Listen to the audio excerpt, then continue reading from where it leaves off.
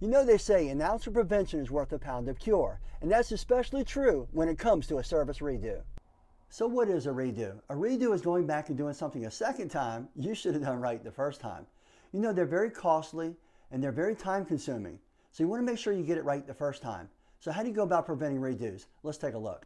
Over the years, I've noticed there's about 3 different reasons that cause recurring stains, wicking, or brownouts. And what are they? Number 1, as I mentioned earlier, it could be the fiber type. If it's polyester, olefin, or polypropylene, meaning it's non-absorbent. If you pre-spray too heavy or stay in one area and concentrate it too much, it can go down inside there. Or the customer might have had a lot of spills, a lot of stains, and there's just a lot of material down there. Number 2, it could be your process.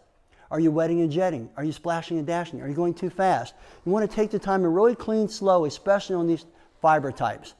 Also, you want to do plenty of dry strokes, at least 2 for each clean stroke. So take the time and really do a lot of dry strokes and run your air movers. That's very important. That leads me to number 3, and that's environmental conditions.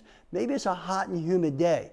Maybe it's raining outside. Well, you want to make sure you get the house shut up a little bit, get the air conditioner moving or the heat, depending on the weather that's out there, get the fans on, get some air moving, and get that environment correct.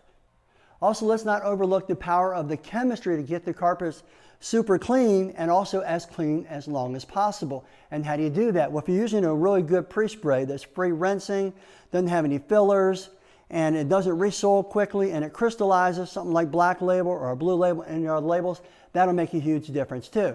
On top of it, use a good rinse.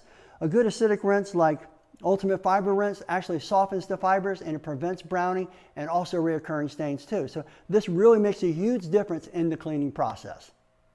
Okay, here's 5 quick tips and tricks. Number 1, when you get to the house, ask the customer, are there any spots or stains you're concerned about? Because that's usually the number 1 reason for redo, spots or stains coming back.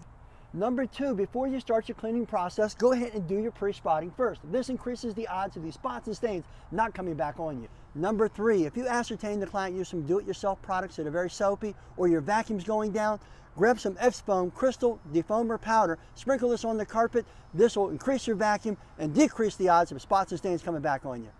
Number 4, keep a subsurface extraction tool on the truck.